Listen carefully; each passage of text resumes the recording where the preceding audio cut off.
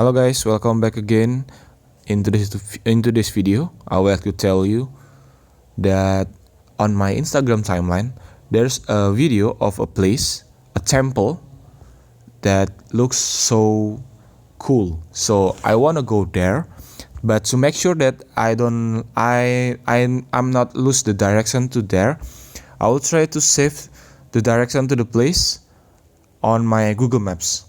Okay, how to do it? First, type the place that you want to go. For example, I would like to go to Ratu Boko Temple here, and then you need to click it. And after you found the place on your Google Maps, swipe up the place like this, and now you need to click save.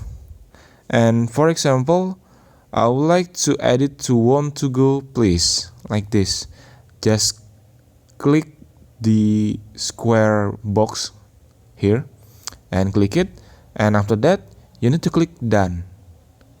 And after done doing it, you can see that the place that you want to save is already saved onto your Google Maps. And go back one more time. And how to find it is just by clicking this save button on the toolbar down here. Click it, and for example, I already put it onto want to go place. Click the want to go place, and now you need to find the place, this one, Ratu Boko Temple. Click it